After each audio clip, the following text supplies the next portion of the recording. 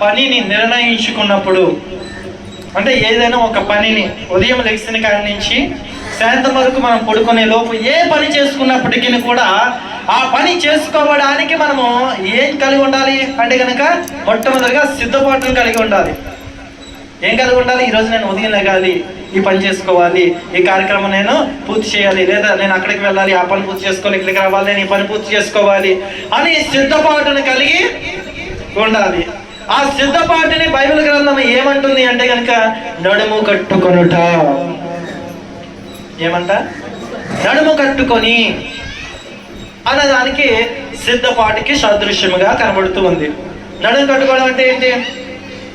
చూడండి, మనం వ్యవసాయం చేయడానికి వెళ్ళామనుకోండి, ఏ పని చేయడానికి వెళ్ళామనుకోండి, అక్కడ ఏం చేస్తారు? టవల్ తీసుకొని నడుము కట్టుకొని ఇక పని మొదలు పెడతారు. ఎందుకంటే ఆ పని మీద తన దృష్టి ఉంచాడు కాబట్టి. ఇంకా ఈ పనిని నేను ఈరోజు పూర్తి చేయాలి, ఈ పనిలో నేను ముందుకు వెళ్ళి ఈ పని అంతటిని కూడా చక్కగా నేను చెయ్యాలి అనేటువంటి ఉద్దేశంతో నడుము కట్టుతూ ఉంటారు. ఇంకా ఏ విషయాల్లో నడుము కట్టుకుంటారు చెప్పండి?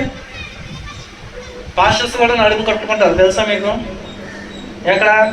ఎఫోదును ధరించుకొని ఒక రెడ్డది ఇక్కడ కడతారు, తెలుసా మీకు? బిషప్లకి. అక్కడ ఏమిటంటే ఆ కార్యక్రమం అంతటిని చక్కగా జరిగించాలి అని చెప్పేసి నడుము కడతారు. అలాగే యేసుక్రీస్తు ప్రభు వారు కూడా నడుము కట్టుకున్నారు, మీకు తెలుసా?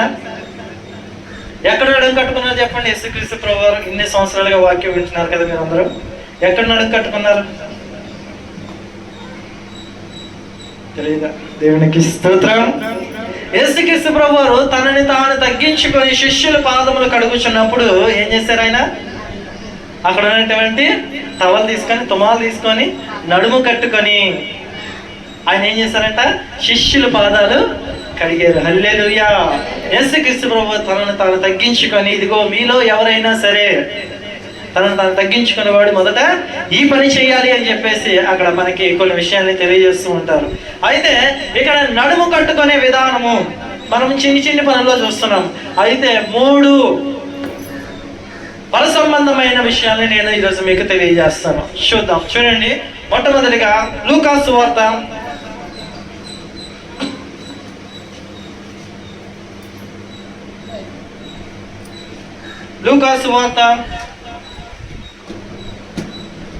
12వ అధ్యాయము 35వ వచనం నుంచి చదువుకుందాం. మీ నడుములు కట్టుకొని మీ దీపములు వెలుగుచుండనీయుడి. చాలండి. దేవునికి స్తోత్రం. చిన్న ప్రార్థన చేసుకొని మనం ముందుకు వెళ్దాం. కళ్ళు మూసుకుందాం అందరం. పరిశుద్ధుడా, ప్రేమ కలిగిన యేసయ్య, మహోన్నతుడా, జీవము కలిగిన పరమ తండ్రి, నీకే స్తోత్రాలు నాయన. ఇదిగోండి తండ్రి, ఈరోజు ఇదిగోండి తండ్రి ప్రభువా నాయన, నడుము కట్టుకొనుట అనేటువంటి ఉద్దేశం దేని కొరకు నువ్వు ఏర్పరిచి ఉన్నావో ఆ ఉద్దేశంను బయలుపరచమని ప్రతి వారితో, నాతో కూర్చున్న ప్రతి వారితోని మాట్లాడమని, నన్ను నీ సిలువ చాటును మరుగు చేసి నీవే నీ ఆత్మ దర్శనం ద్వారా ప్రతి వారితో మాట్లాడమని అయా, వినుచున్న ప్రతి వారు ఇదిగో ఇక్కడ మాట్లాడుచున్నది నేనని అయా గ్రహింపకుండానట్లు ప్రతి వారి నేత్రములను నీ ముఖ దర్శనము చూసినట్లుగా నేను తల్లి నన్ను నీ సిలువ చాటును మరుగు చేసి నీవే మాట్లాడి వినగలిగే చెవులు గ్రహించగలిగే హృదయాన్ని మా అందరికీ దయచేయమని నజరేయుడైన యేసు నామములో అడుగుచున్నాము పరమ తండ్రి, ఆమేన్. హల్లెలూయా. ఇక్కడ ఒక మాట స్పష్టంగా ఆయన చెప్తున్నాడు. ఏమని అంటే కనుక మీ నడుమును కట్టుకొనిడి, మీ దీపములను వెలుగుచుండనీయుడి. దీపములకు అర్థము సాదృశ్యం ఏమిటి చెప్పండి బైబిల్ గ్రంథంలో? దీపములకు సాదృశ్యం ఏమిటి? దేవునికి స్తోత్రం. బైబిల్ చదువుతున్నారా నిత్యం? మీరు బైబిల్ని మనము నిత్యము చదవాలి. ఒకవేళ చదవలేకపోతే వినాలి. అప్పుడు మనకు తెలుస్తుంది దీపం అంటే ఏమిటనేది. దీపానికి సాదృశ్యము ఆత్మ. గట్టిగా చెప్పండి, తెలిసిన విషయమే. ఆత్మ, మన శరీరంలో ఉన్నటువంటి ఆ ఆత్మను ఏం చేయాలంటే దీపములను వెలుగుచుండనీయుడి. అంటే అవి ఏమవుతున్నాయంట? ఆరిపోచున్నాయి. ఆత్మీయ జీవితంలో ఆరిపోచున్నాయి. ఆరిపోకుండా మనం ఏం చేయాలి అని అంటే కనుక ఆ యొక్క ఆత్మని నిత్యము వాక్యం అనే తైలముతో మనము దాన్ని వెలిగిస్తూ ఉండాలి. హల్లెలూయా. అలా వెలిగించకపోతే కనుక ఏమవుతుంది అని అంటే కనుక అదే ఆరిపోతుంది. ఆరిపోయింది అంటే కనుక ఆ కింద సన్నివేశం జరుగుతుంది చూడండి, చిన్న సన్నివేశము 36వ వచనం నుంచి. తమ ప్రభువు అనగా మన ప్రభువు అయినటువంటి యేసుక్రీస్తు ప్రభు వారు పెండ్లి విందు నుండి వచ్చి తట్టగానే అతనికి తలుపు తీయుటకు అతడు ఎప్పుడు వచ్చును అని అతని కొరకు ఎదురు చూచు మనుష్యులు వలె ఉండేది. హల్లెలూయా. యేసుక్రీస్తు ప్రభు వారు ఇక్కడ ఎలా కనిపిస్తున్నారు అంటే కనుక అందరూ నా వైపు చూడండి. ఆయన ఎలా కనిపిస్తున్నాడంట? పెండ్లి కుమారుడు వలె కనిపిస్తున్నాడు. అందరూ ఇక్కడ లోకంలోనికి వచ్చిన దేవుళ్ళు అందరికీ పెళ్ళిళ్ళు అయినాయి కదా. అయినాయి అంటారా? ఏమో అవలేదంటారా? రాముడికి పెళ్ళి అయింది, వెంకటేశ్వర స్వామికి పెళ్ళి అయింది, శివుడికి పెళ్ళి అయింది. వీళ్ళందరూ దేవుళ్ళేగా అని భావిస్తున్న ప్రతి ఒక్కరు కూడా ఇక్కడ పెళ్లి చేసుకున్నారు. కానీ వాళ్ళు చెప్తుంటూ ఉంటారు ఏమిటి అంటే లోక కళ్యాణార్థమై. మరి అందరికీ పెళ్లిళ్ళు అయిపోయి మరి లోక కళ్యాణం ఎవరితో జరుగుతుంది?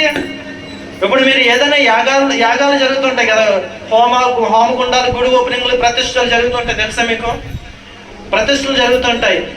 ప్రతిష్ట జరిగినప్పుడు అక్కడికి వెళ్ళి మనం చూసినట్లయితే ఇదిగో అక్కడ పెద్ద హోమగుండం వేసి లోక కళ్యాణార్థమై ఈ హోమం జరుగుతున్నది అని చెప్పేసి అంటూ ఉంటారు. మరి ఆ లోక కళ్యాణం ఎవరితో జరుగుతుంది? అందరికీ పెళ్లి అయిపోయినాయి కదా. మరి పురుషుడు ఎవరు? ఆ పురుషుడే నజరేయుడైన యేసుక్రీస్తు ప్రభువారు. హల్లెలూయా. ఈరోజు ప్రతి వారు అర్థం చేసుకోవాలి ఈ మాటని. లోక కళ్యాణం ఎవరితో జరగబోతుంది అంటే యేసుక్రీస్తు ప్రభు వారితో. అప్పుడు ఆయన ఎలా వస్తున్నాడంట? వరుడుగా వస్తున్నాడు. వరుడుగా వచ్చి వధువు అనేటువంటి సంఘము అనగా మీరు మనమే. ఇక్కడ కట్టబడినటువంటి ఈ సంఘములు ఏమైతే ఉన్నాయో అవన్నింటినీ కూడా ఆయన ఏం చేస్తున్నాడంట? స్త్రీనిగా భావించి ఆ సంఘముతో వివాహము జరుగుతుందంట. అయితే అక్కడ యేసుక్రీస్తు ప్రభు వారు ఎక్కడి నుంచి వస్తున్నారు చూడప్పుడు పెండ్లి విందు నుండి వచ్చి తట్టగానే అతనికి తలుపు తీయుటకు. ప్రతి వారు ఎలా ఉండాలంట? ఈసారి పెండ్లి కుమారుడు వచ్చాడంట. వచ్చి పెండ్లి కుమార్తెను తీసుకుని వెళ్తారు కదా ఖచ్చితంగా. తీసుకువెళ్ళినప్పుడు పెండ్లి కుమార్తె సిద్ధంగా లేదనుకోండి ఏమవుతుంది? ఆ నిమిషము చెయ్యి విడవబడుతుంది. ఇదేంటండి పెండ్లి కుమారుడు పెండ్లి కుమార్తెను విడిచిపెట్టడం ఏంటి అని చెప్పేసి అంటారా? పెండ్లి కుమారుడు ముందుగానే చెప్పాడు. ఏమని చెప్పాడు? ఇదిగో నువ్వు జాగ్రత్త కలిగి ఉండు, ఏ నిమిషమైనా నేను వచ్చి. ఇప్పుడు ప్రేమ వివాహాలు తెలుసు కదా మీకు. ప్రేమ వివాహం గురించి చెప్తాను, సాదృశ్యం చెప్తున్నాను. అరేంజ్డ్ మ్యారేజ్ కంటే ప్రేమ వివాహం గురించి చెప్తున్నాను. ఇద్దరు వ్యక్తులు ప్రేమించుకుంటారు, ఒక అబ్బాయి ఒక అమ్మాయి. ప్రేమించుకున్న తర్వాత వారు ఇరువురు మాట్లాడుకుంటూ ఉంటారు. ఇంకా వాళ్ళ ఇంట్లో చెప్పారు, ఇంట్లో చెప్పారు, కానీ ఒప్పుకోలేనప్పుడు ఈసారి వాళ్ళిద్దరూ ఒక నిర్ణయానికి వస్తారు. ఏ నిర్ణయం? ఖచ్చితంగా లేచిపోదాం అనంటారు కదంటారు, లేచిపోదాం అంటారు. అయితే అది లోక ప్రేమ. లేచిపోయినోడు ఎలా చూసుకుంటాడో తెలియదు. కానీ ఇక్కడ అమ్మాయిలు ఏం చేస్తుంటారంటే ఆయన గుడ్డిగా నమ్మి వెళ్ళిపోతూ ఉంటారు. పెళ్ళి అయిన తర్వాత కదా అసలు జీవితం తెలిసేది. పెళ్ళి అవునంత వరకు ఈవిడ ఎక్కడుంది? అమ్మగారి ఇంట్లో ఉంది. అమ్మ నాన్న కష్టపడి ఇచ్చినటువంటి దాంతో తిని సుఖిస్తూ ఉంది. వాడు కూడా అమ్మ నాన్న ఇచ్చిన దాంతో తిని సుఖిస్తున్నాడు.